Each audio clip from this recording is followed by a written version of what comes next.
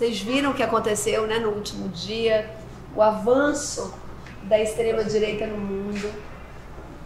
E voltar aqui depois é nos conectarmos à arte com o que tem de mais avançado em termos de direito, democracia, justiça social, crítica, conjuntura. Então é muito lindo, né, que esse seja um teatro que mantenha a sua convicção.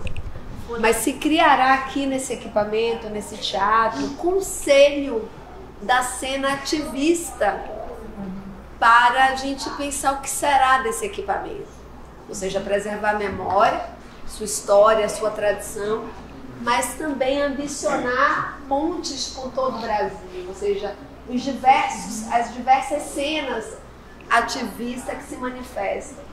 Que na década de 50, jovem, veio aqui escolher este local, que era um galpão, para ser o Teatro de Arena, a sede do Teatro de Arena, né? Então, a importância cultural e o ponto de vista público e plateia se modificou totalmente a partir do movimento do Teatro de Arena, e essa proximidade com o público. É muito importante tê-la aqui hoje, nesse momento.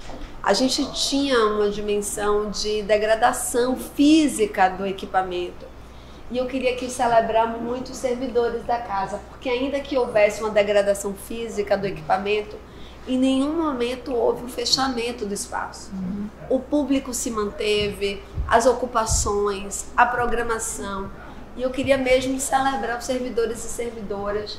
Ricardo assumiu a coordenação, mas eu queria falar muito de Charine, né, Ricardo? Que ao lado de Ricardo, toda a equipe aqui, todos os colaboradores, mantiveram a programação muito ativa, foi uma verdadeira ação mesmo de proteção. Foram servidores da cultura que mantiveram as atividades culturais.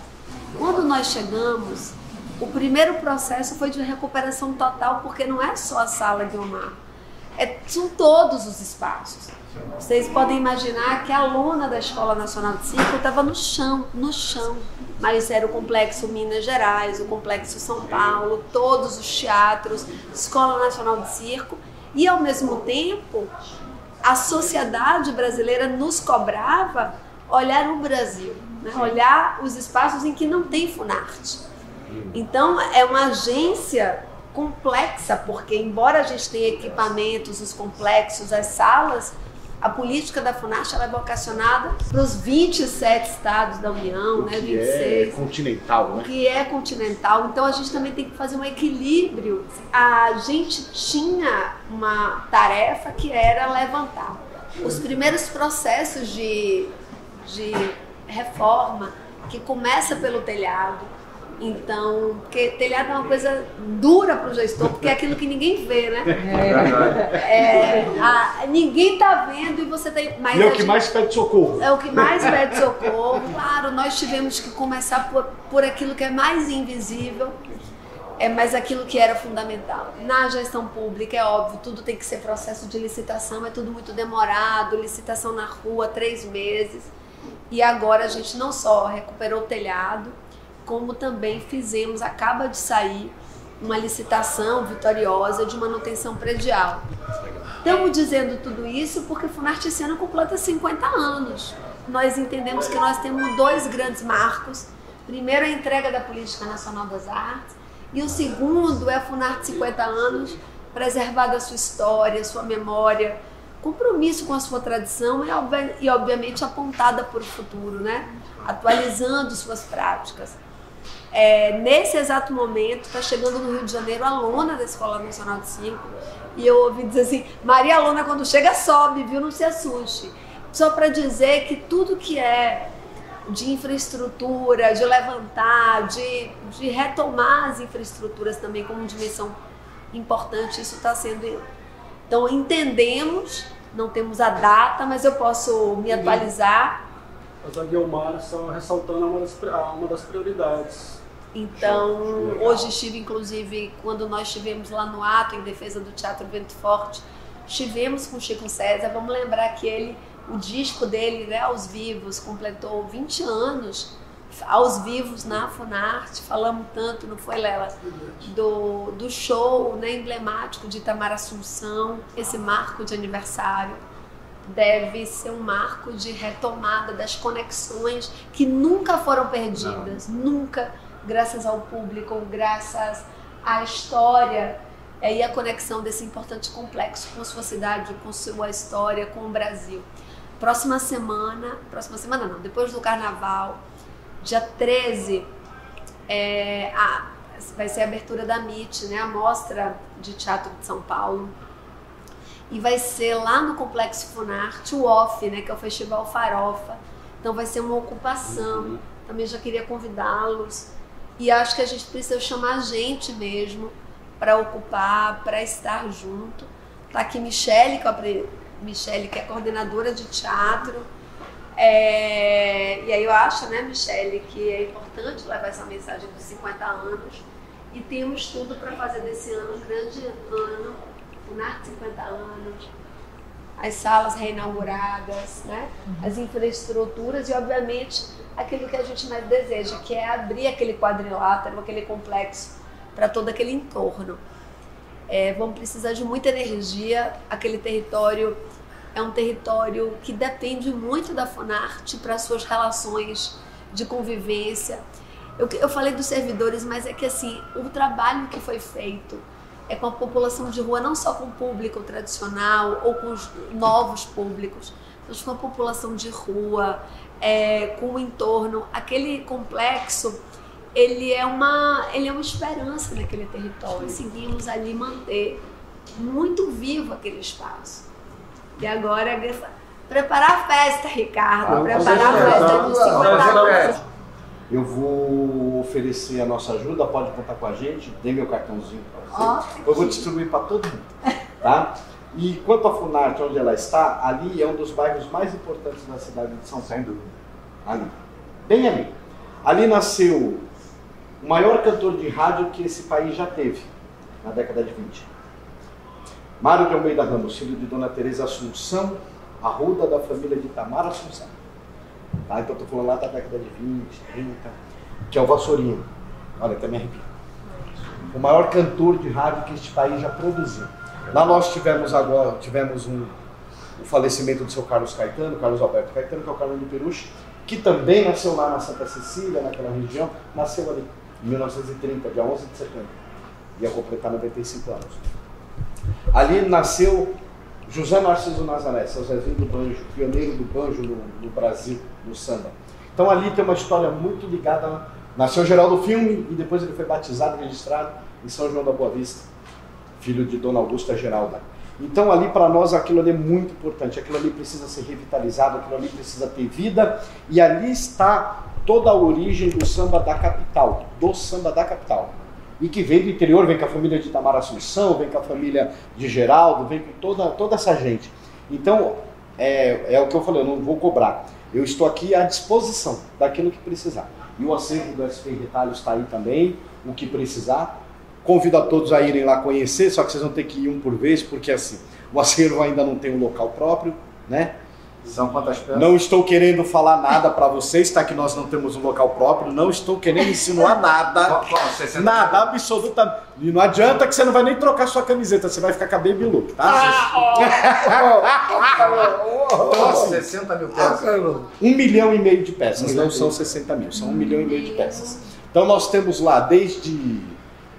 Olha, eu vou falar, vocês vão dar risada, mas nós temos lá desde dentadura até carro de uso da pessoa. Então nós temos lá bandeiras, fantasias da década de 60, 70 feita à mão, zabumba, que foi usado no samba de bumba em Pirapora na década de 20, de 30, pelo avô do Fernando Penteado, que é lá do Vai Vai. Nós temos aproximadamente 40 mil discos que eram feitos inclusive sem série. Que mais, Marcos? 600 mil fotos para digitalizar. Tem louça, tem louça, são 8 mil peças. Material iconográfico. Tudo que você puder imaginar. São mais de 6 mil VHS. É o maior acervo do samba de São Paulo do planeta. Livros de ata, roupas particulares da pessoa que usou. Mas aí agora é um pedido que eu vou fazer de coração. Sim. Vou até tentar não me emocionar, porque eu enterrei meu padrinho faz 3 dias e assim... eu preciso urgente, e aí eu falo, eu estou falando em nome do pessoal da SP, urgente que vocês do poder público dêem uma atenção para esse acervo, porque esse acervo ele vai se desfazer. Por exemplo, são 14 mil jornais, nós não temos mais onde colocar absolutamente nada, não tem. Porque está metade na minha casa e metade na casa da minha avó, onde morava seu Carlos de Peruche. E a gente não tem mais onde deixar isso. Isto não é meu. Isto não é meu. Eu tive um AVC em 2020 por causa do Covid, eu poderia ter morrido e isso ia... Minha mãe não ia deixar ninguém pôr a mão e ia acabar indo para o lixo. E eu não sei quanto tempo eu vou durar. E isto é do povo paulista. E assim, não é só da capital, tá? É do estado de São Paulo o nosso acervo. É do estado de São Paulo. Nós temos um acordeon lá, que é uma das peças mais antigas, de 1928. O que nós precisamos era disso. É uma ajuda, é ajuda. Não queremos que, olha, banque, que deu dinheiro, não. Nós precisamos ou de um espaço, seria o primeiro ideal, para que todo esse material, o povo precisa ter acesso. Vou comentar um pouco, porque esse é um pleito muito importante. E a ajuda está de pé, viu? Porque tem algumas coisas que nós já tivemos, elas foram interrompidas, tivemos e foram descontinuadas. Nunca deu continuidade, né? Mas a política de acervo nunca começou. Então, essa é uma história, uma realidade que a gente ouve em cada lugar que a gente chega. Michele estava comigo agora, Felipe comigo, nós estávamos em reunião agora de Sistema Link, tratando de acervos das artes. A Funarte fez, justamente por falta de informação, um mapeamento para os acervos artísticos do Brasil. A gente pode, Ricardo, seria importante passar esse mapa, porque a ideia é que seja um mapa permanente, porque a gente está desenhando uma política, claro, de fomento a esses acervos privados de interesse público. Perfeito, que é isso. Mas não apenas de financiamento.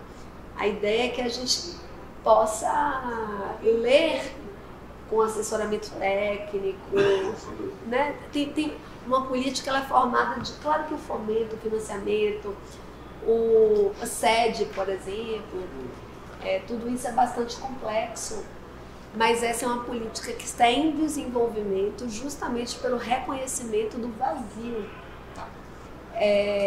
Claro que uma coisa dessa, Ricardo, acho que a gente vai precisar, eu vou estar aqui, eu volto para São Paulo dia 12 de março, mas a gente pode fazer uma conexão com o SEDOC, com a diretoria de projetos, para uma articulação mais direta do que pode ser feito, porque é óbvio que isso não é feito apenas pelo poder público federal, isso é tem que haver uma articulação, né, entre os poderes públicos. É muito importante inventariar um pouco quais são os espaços de São Paulo que poderiam, que serviriam para abrigar esse material. Então, às vezes é um equipamento municipal, às vezes é estadual, às vezes é próprio federal, um equipamento da União. Sim. Mas isso precisa de uma articulação mais local, que é o mapeamento, né? Inventariar esses espaços que podem ser disponíveis. Acho que essa conversa começa aqui, mas queria muito falar que essa não é uma preocupação localizada, ela é uma preocupação meio sistêmica mesmo. A gente está vendo o século XX batendo na nossa porta, que é um século de uma produção muito intensa, é um século que é um século muito exuberante do ponto de vista da produção, uma política de preservação da memória, de manutenção dessa memória, de integração dessa memória, porque a difusão, porque quando você fala um acervo, a gente está falando da preservação, mas a gente tem um problema com a difusão dos acervos, como, por exemplo, os museus de arte do som, os MIS, né? Podem ser espaços de difusão dessa memória, então é toda uma política que precisa ser desenvolvida. São coisas antigas, velhas, que se tornarão coisas novas, porque... Exatamente, pela atualidade, pelo interesse, como a gente precisa conhecer essa história para produzir o que a gente está vendo aí. Não, é fundamental, porque esse cara, ele o tempo inteiro pensando e agindo, não é.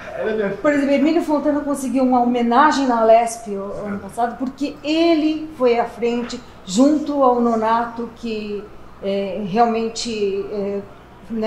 conseguiu tocar essa homenagem. com Adriano Diogo presente, pessoas incríveis dos direitos humanos. Foi uma grande homenagem, graças a uma pessoa como o Flamélio Júnior. Então, essa questão desse acervo é fundamental. É uma obrigação de quem se diz agitador cultural, pesquisador, historiador, folclorista. Isso é uma obrigação de cada um de enaltecer aqueles que realmente fizeram. Como foi o Emílio Fontana, que é nonagenário, 95, bate com a idade do seu Carlão. O seu Carlão ia ser um homenageado da Unidos do Peruche, ele não chegou a desfilar, não deu tempo. Então assim, e com eles, quando eles morrem, vai uma boa parte daquilo que é nosso, porque fica só a oralidade e muitas vezes essa oralidade vai se perdendo.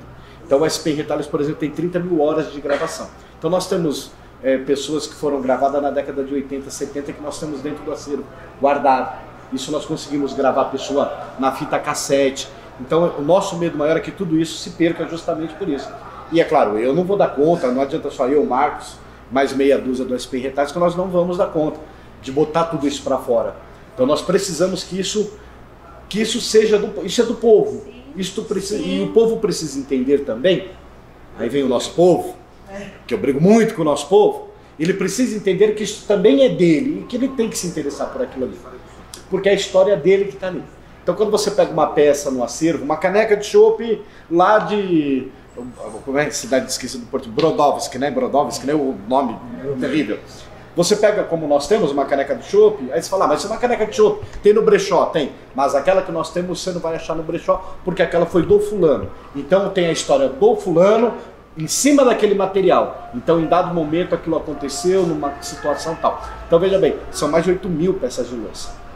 São obras de arte que nós temos guardadas, nós temos obras de arte. Então tudo, mas isso tudo é do povo, eu preciso, por isso que eu falei do pedido, é um pedido. Eu preciso que isso seja abrigado e vá para algum lugar, porque o povo precisa saber que isso existe, porque é a história desse povo. É a história do povo paulista, o primeiro samba composto no Brasil, meu amigo ali carioca que me perdoe, o Marcos, mas o primeiro samba composto no Brasil foi na cidade de São Paulo, foi aqui na Rua da Consolação. Dá licença, me respeita. Que inclusive, uma briga que nós... Me desculpa. E uma briga que nós estamos tendo muito grave são nos cemitérios. Porque, por exemplo, o túmulo de Monteiro Lobato, túmulo de Alexandre Levi, túmulo de outros milhões de artistas foram deteriorados, foram violados. E veja bem, os túmulos também são a nossa história. Né? Não preciso falar para vocês isso, né? Aqui é um bate-papo. Mas os túmulos nos cemitérios de São Paulo, inclusive abandonados, por exemplo, agora a família do Vassourinha vai ter que desenterrar toda a família, tá a mãe do Vassourinha, tá o irmão do Vassourinha, o corpo do Vassourinha, para poder entregar o túmulo, porque, por exemplo, não aguenta pagar. Então, provavelmente, nós vamos cremar o corpo do Vassourinha, vamos guardar as cinzas, para que também não se perca a história. Porque é ele que está ali. Morreu com 19 anos de tuberculose, né, em 42. Então, assim, essa é a minha preocupação, sempre foi com essa história, com a nossa história.